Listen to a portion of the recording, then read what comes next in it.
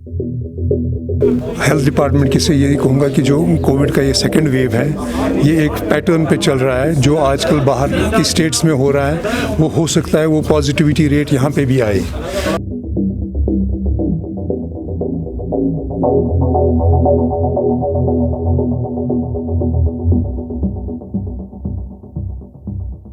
जो एडिशनल तैयारियां कर रहे हैं वो हैं कि अगर हॉस्पिटल में भर जाएगा हॉस्पिटल तो और 1000 बेड 1500 बेड की ज़रूरत पड़ेगी विद ऑक्सीजन फैसिलिटी। वही चीज़ों को हम तैयारी में आज पूरा दिन लगे थे।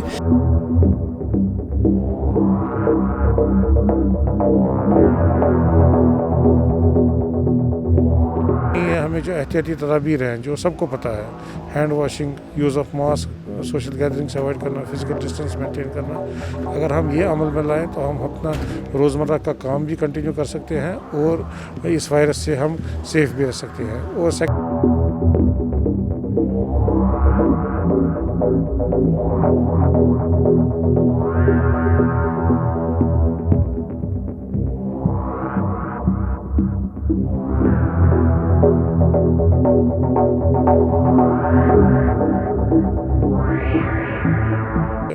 जो वायरस इस टाइम हम देख रहे हैं कि हमारे नंबर ऑफ़ केसेस जो है वो काफ़ी हद तक इंक्रीज़ हो चुके हैं। अगर हम कंपेयर करें फरवरी को आज के टाइम के साथ, करना कुछ नहीं है। हमें जो एहतियाती तदाबीर हैं जो सबको पता है, hand washing, use of mask, social gatherings avoid करना, फिजिकल डिस्टेंस मेंटेन करना, अगर हम ये अमल में लाएं तो हम अपना रोज़मर्रा का काम भी कंटिन्यू कर सकते हैं और इस वायरस से हम सेफ भी रह सकते हैं। और सेकंड, जो वैक्सीनेशन का अमल शुरू हुआ है 1 मई से, अबव द एज ऑफ 18 हर कोई एलिजिबल है फॉर वैक्सीन। तो लोगों को सामने आना चाहिए, वैक्सीन करना चाहिए और उससे वो भी सेफ़ रहेंगे, उनके बाकी जो फैमिली मेम्बर्स हैं वो भी सेफ़ रहेंगे इससे। अच्छा है कि वैक्सीन की वजह से मरदानगी भी जाती है या बीमार पड़ जाते हैं, तो किस हद तक ऐसा? देखिए, अभी तक मैं कहूँगा कि 17 लाख लोगों ने यहाँ पे वैक्सीन लगाया, वर्ल्ड वाइड लगाया, ऐसा कहीं पे कोई साइड इफ़ेक्ट पाया नहीं गया।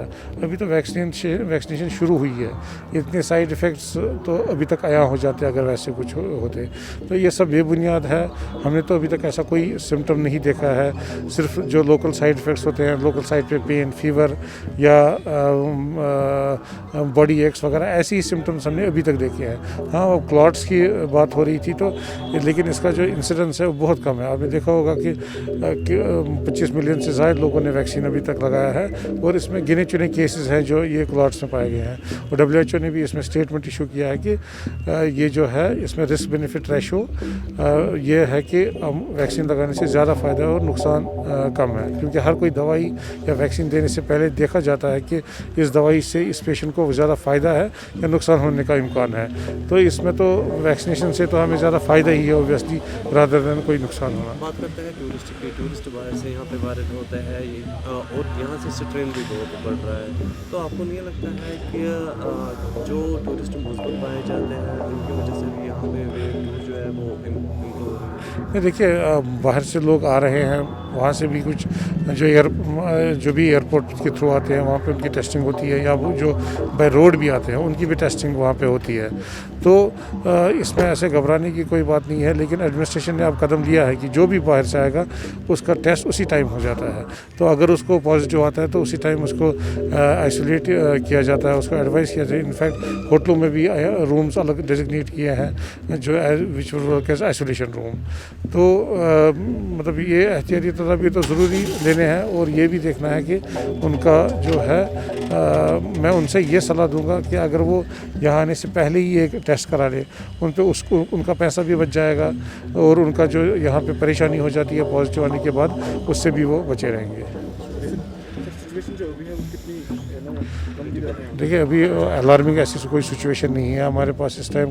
नो डाउट पेशेंट्स बड़े हैं, लेकिन बेड्स हमारे पास हर जगह अवेलेबल है।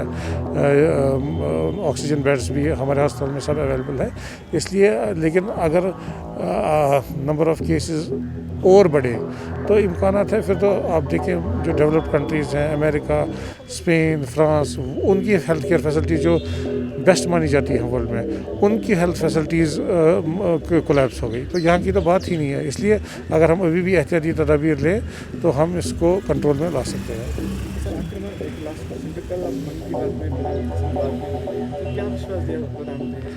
देखिए वो तो एक लोगों को मैसेज एक देनी थी कि हमें पैनिक होने की ज़रूरत नहीं है। अगर हम प्रिवेंटिव मेजर्स लें तो हम इस बीमारी को कंट्रोल में ला सकते हैं। और सेकंड, वैक्सीनेशन के बारे में बात हुई थी जिसमें हमने ये कहा कि वैक्सीन जो अवेलेबल है यही एक प्रोटेक्टिव मैकेनिज़्म है जिससे हम इम्यून सिस्टम को डेवलप करके इस बीमारी से बच सकते हैं। तो अब हमारी लोगों से अभी भी यही अपील है कि वो सामने आए, वैक्सीन करें, नंबर 1। नंबर 2, जो SOPs हैं उनको स्ट्रिक्टली फॉलो करें, इससे वो भी सेफ या रहेंगे। अभी जो पैंडेमिक इंक्रीज़ हो रहा है, तो आपको क्या लगता है कि किस हद तक ये इंक्रीज़ हो सकता है, और ये बताइए कि इसको रोकने के लिए क्या इकदाम उठाने चाहिए? देखो जी, मैं doctor Jamil, CMO Srinagar, health department की से यही कहूँगा कि जो कोविड का ये सेकंड वेव है ये एक पैटर्न पे चल रहा है। जो आजकल बाहर की स्टेट्स में हो रहा है वो हो सकता है वो पॉजिटिविटी रेट यहाँ पे भी आए, मगर जो वायरस है वो यहाँ कितना म्यूटेंट है या कितना विरल्ट है वो अभी हम नहीं बता सकते हैं। हमारी पॉजिटिव पेशेंट जो श्रीनगर में पहले 100 आते थे, आज के डेट में 600 आते हैं, वो कोई मसला नहीं है। मतलब जो वो इसलिए 600 आते हैं कि टेस्ट पिछले टाइम 2000 होते थे, आज के टाइम में 10,000 होते हैं। तो वैक्सीनेशन भी साथ साथ चल रहा है, वैक्सीनेशन का एक रोल बन रहा है। बहुत सारे लोग अब वैक्सीनेशन के लिए आ रहे हैं, जो वैक्सीनेट हो गए वो भी कुछ पॉजिटिव हो गए मगर उनको डिजीज़ नहीं लगी। डिजीज़ का मतलब जो वायरस है उसका विरुलेंस कितना है। अगर कोई बाहर से आया है, अगर उसको मतलब बाहर का विरुलेंट वायरस है तो हो सकता है उसको डिजीज़ मॉडरेट सीवियर हो, मगर ओवरऑल ये 97% जो कोविड पॉजिटिव होते हैं उनको डिजीज़ बिल्कुल नहीं होती है या माइल्ड होती है।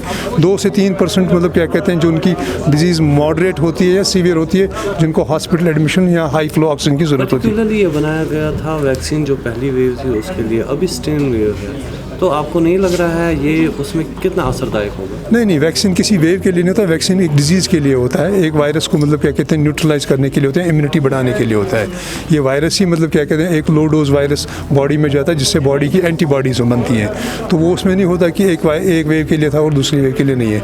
ये वैक्सीन तैयार हो गया, वैक्सीन ट्रायल हो गया, वैक्सीन टेस्ट हो गया, वैक्सीन अब पॉपुलेशन में गया, पहले हेल्थ वर्कर्स को गया, फिर फ्रंट लाइन वर्कर्स को गया, अब 40 एज को गया, अब सब बच्चों को हो जाएगा। अब सिर्फ ये इसकी मतलब क्या कहते हैं जब भी एब्रप्टली हम मास वैक्सीनेशन कर रहे हैं तो कुछ लोगों को वेट करना पड़ता है, वैक्सीन कहीं से थोड़ा कभी कम पड़ जाता है एक दिन।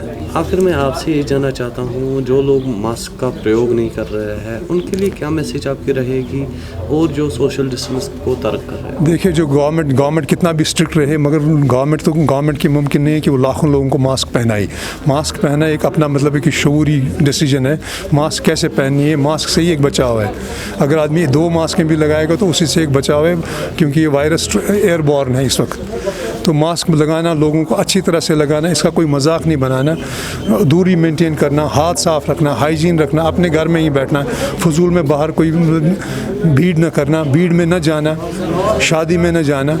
ये तो बहुत आसान बात है। इससे तो अगर वायरस पहले लगे नहीं तो बच गए, अगर वायरस लग जाता है तो फिर मतलब 2% जो होते हैं उनका हाल बुरा ही हो जाता है फिर। सर, आप कह रहे हो ये एयरबॉर्न है, तो ये भी हो सकता है जो आंखें हैं इनके अंदर भी जा सकता है वो, जैसे हम मास्क लगाते हैं, आंखों के लिए क्या ऐसा इकदाम है? क्योंकि नहीं, जनरली जो ये वायरल इन्फेक्शन होता है ये रेस्पिरेटरी सिस्टम में ही एयरबोर्न जाता है। आइज़ में अगर जाएगा तो वो लोकल आइज़ का ही कोई इन्फ्लेमेशन या इन्फेक्शन कर देता है, उसका कोई मतलब उतना असर नहीं है, क्योंकि रेस्पिरेटरी सिस्टम में ये वायरस का मतलब लोड किसी टाइम ज़्यादा जाएगा। आई तो छोटी बॉल होती है, मतलब आई में कोई प्रॉब्लम नहीं है। कोविड सेंटर्स आज नए खोले गए, तो उनके बारे में बताइए। आज क्या ये हमारा कंटिन्यूस प्रोसेस है। हम यहाँ पे जो है डिस्ट्रिक्ट श्रीनगर में तैयारियाँ रहती कंटिन्यूसली। हम इसलिए आजकल जो एडिशनल तैयारियां कर रहे हैं वो हैं कि अगर हॉस्पिटल में भर जाएगा हॉस्पिटल तो और 1000 बेड 1500 बेड की ज़रूरत पड़ेगी विद ऑक्सीजन फैसिलिटी। वही चीज़ों को हम तैयारी में आज पूरा दिन लगे थे कि कहाँ ये फैसिलिटीज़ हमारी इन प्लेस ऑलरेडी हैं। तो अब जो CMO साहब अपने हिसाब से देखते हैं कि हेल्थ वाला कैसे सिलेंडर फिक्स करना है, वो होगा। अराउंड 1500 के आसपास एडिशनल बेड्स हमारी तैयारी में हैं। सर, कहाँ पे? या जैसे आप देखें अभी इस वक्त जो हम यूनिवर्सिटी ऑफ कश्मीर के ज़ोगरा कैंपस में, यहाँ तो 300 बेड की कैपेसिटी की तैयारी है। इसी तरह आज हमारा अभी हज हाउस में गए तो 100 बेड के ऑलमोस्ट 100-150 बेड के ऑलमोस्ट कैपेसिटी रेडी पोजीशन में है। इसी तरह हमारा इंडोर स्टेडियम में है 100-125 है। इसी तरह हमारा मैरिज हॉल सनत नगर में आज जैसे राउंड हो गया वहाँ तैयारी हैं। और मैटरनिटी हॉस्पिटल हमारा सनत नगर में रावलपुरा में एक और हैं, वो हैं जो डिलीवरी पेशेंट्स होते हैं उनका कोविड फैसिलिटी सेंटर स्पेशली अलग हैं, जैसे रहनावारी हैं उसकी एडिशनल वो हैं। तो और भी बहुत सारी जगह हैं जिनको अभी हम तैयार कर रहे हैं। NIT कैंपस है, तो ये एक सपोर्टिंग आर्म है, सपोर्टिंग स्टाफ है, ताकि हमारे लोगों की किसी किस्म की तकलीफ़ ना हो। खुदा ना करे अगर यहाँ ज़्यादा परेशानी होगी, अभी तो शुक्र है अंडर कंट्रोल ही है। लोगों के लिए क्या आपकी मैसेज रहेगी, क्योंकि लोग बहुत सहमे हुए हैं ऑलरेडी हर दिन सोशल मीडिया बिल्कुल सहमना नहीं है, ग्रुप्स में ज़्यादा नहीं रहना है, गैदरिंग ज़्यादा नज़दीक नहीं करनी है, अल्लाह ताला से दुआ करना है, सफाई का ख्याल रखना है। तो ओवरऑल ये है कि यहाँ पे कंट्रोल ही है, घबराने की ज़रूरत तो कोई नहीं है, लेकिन एहतियात जो है, एहतियात तो न सब ज़िंदगी को आदमी को बचा लेता है, एहतियात ही इम्पॉर्टेंट है। बाकी खुदा से दुआ कर